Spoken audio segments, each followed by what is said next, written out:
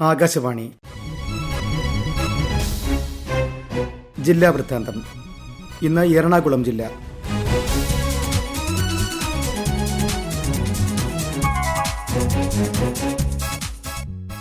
ജില്ലാ വിശേഷങ്ങളുമായി ആകാശവാണി ലേഖകൻ ആർ രാജ്മോഹൻ. പെരിയാറിലെ മത്സ്യക്കുരുതിയിൽ കൂട് മത്സ്യകൃഷിയിൽ മാത്രം 10 കോടിയിലധികം രൂപയുടെ നാശനഷ്ടം ഉണ്ടായതായാണ് പ്രാഥമിക വിലയിരുത്തൽ. നദിയിലൂടെ ഒഴുകിയെത്തിയ വിഷജലത്തിൽ ഏറെയും നഷ്ടം സംഭവിച്ചത് കൂട് മത്സ്യ കർഷകർക്കാണ്. പെരിയാറിനോട് ചേർന്നുള്ള പഞ്ചായത്തുകളിൽ നടത്തിയ അവലോകനത്തിലാണ് ഇക്കാര്യം കണക്കാക്കിയത്. കടമക്കുടി, വരാപ്പുഴ, ചേരാനെല്ലൂർ, മുളവുകാട് പഞ്ചായത്തുകളിൽ മാത്രമായി 480-ലധികം മത്സ്യക്കൂടുകളാണ് ഉള്ളത്. കടമക്കുടി പഞ്ചായത്തിന്റെ പരിധിയിൽ 200-ലേറെ മത്സ്യക്കൂടുകൾ ഉണ്ടെന്നാണ് കണക്കാക്കപ്പെടുന്നത്.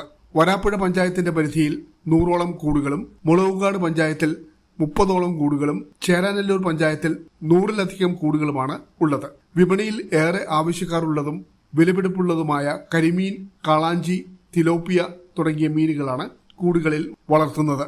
ഒരു കൂടിൽ മത്സ്യകൃഷി ചെയ്യുന്നതിന് 3 മുതൽ 5 ലക്ഷം രൂപ വരെ മുതൽ മുടക്ക് വേണ്ടിവരും. പലരും വിവിധ ധനകാര്യ സ്ഥാപനങ്ങളിൽ നിന്ന് വായ്പയെടുത്താണ് മത്സ്യകൃഷിക്കുള്ള പണം കണ്ടെത്തുന്നത്. ഒറ്റയടിക്ക് വിഷജലത്തിന്റെ കുത്തൊഴുക്കിൽ എല്ലാം നഷ്ടപ്പെട്ട അവസ്ഥയിലാണ് പല മത്സ്യകർഷകരും. കനത്ത മഴയെ തുടർന്ന് എറണാകുളം ജില്ലയിൽ 3 ക്യാമ്പുകൾ തുറന്നു. കാക്കനാട് അബൂബക്കർ സ്കൂളിൽ 9 കുടുംബങ്ങളിലെ 20 പേരെ മാറ്റി താമസിപ്പിച്ചിട്ടുണ്ട്. രണ്ടാമത്തെ ക്യാമ്പ് കുന്നത്തുനാട് ചേലാമറ്റം വില്ലേജിലെ ഒക്കൽ ഗവൺമെന്റ് ലോവർ പ്രൈമറി സ്കൂളിലാണ്. ഇവിടെ 13 കുടുംബങ്ങളിൽപ്പെട്ട 46 പേരെ മാറ്റിപ്പാർപ്പിച്ചിട്ടുണ്ട്. പറവൂർ താലൂക്കിലെ കടങ്ങല്ലൂർ വില്ലേജ് ബോസ്കോ കോളനിക്ക് സമീപം ഒരു വീട്ടിൽ വെള്ളം കയറിയതിനെ തുടർന്ന് 4 പേരടങ്ങുന്ന ഒരു കുടുംബത്തെ ഹിൻഡാൽകോ യൂണിയൻ ക്ലബിലേക്ക് മാറ്റി താമസിപ്പിച്ചു.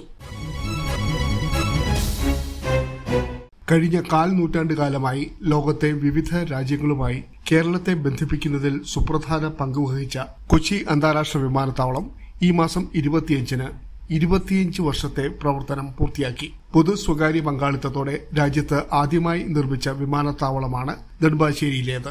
1300 ഏക്കറിൽ പൂർത്തിയാക്കിയ വിമാനത്താവളം 1999 മെയ് 25-ന് അന്നത്തെ രാഷ്ട്രപതി KR നാരായണൻ രാഷ്ട്രത്തിന് സമർപ്പിച്ചു. ആദ്യ കമേഴ്സ്യൽ വിമാനം ജൂൺ 10-ന് സർവീസ് ആരംഭിച്ചു. ജൂലൈ ആദ്യവാരത്തോടെ കൊച്ചി നാവിക വിമാനത്താവളത്തിൽ നിന്നുള്ള മുഴുവൻ കമേഴ്സ്യൽ സർവീസുകളും നെടുമ്പാശ്ശേരിയിലേക്ക് മാറ്റി.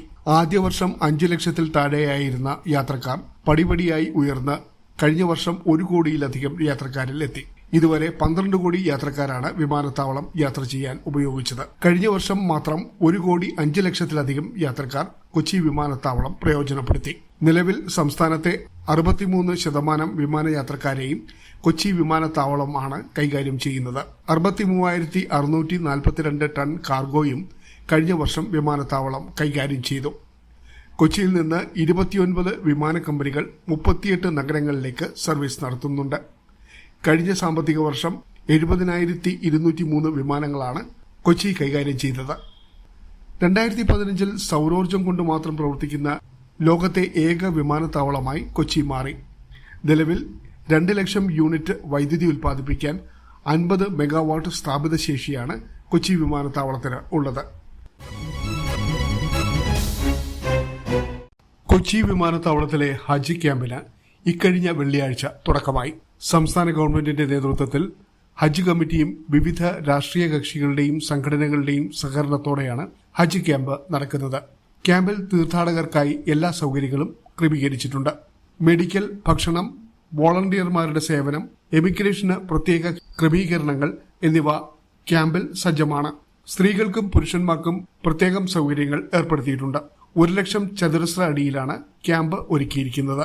ഇക്കുറി ഹജ്ജിന് പോകുന്ന 17,883 തീർത്ഥാടകരിൽ 4,474 പേർ കൊച്ചി വിമാനത്താവളം വഴിയാണ് പോകുന്നത്.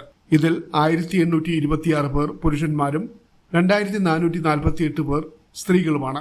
കൂടാതെ ലക്ഷദ്വീപിൽ നിന്നുള്ള 93 പേരും തമിഴ്നാട്ടിൽ നിന്നുള്ള 15 പേരും കർണാടകയിൽ നിന്നുള്ള 2 പേരും കൊച്ചി വഴിയാണ് പോകുന്നത്. ഇന്നലെ ആദ്യ വിമാനം 278 ഹാജിമാരുമായി കൊച്ചിയിൽ നിന്ന് പുറപ്പെട്ടു. അടുത്ത മാസം 9-ന് അവസാനിക്കുന്ന രീതിയിൽ 16 സർവീസുകളാണ് ഉണ്ടാവുക.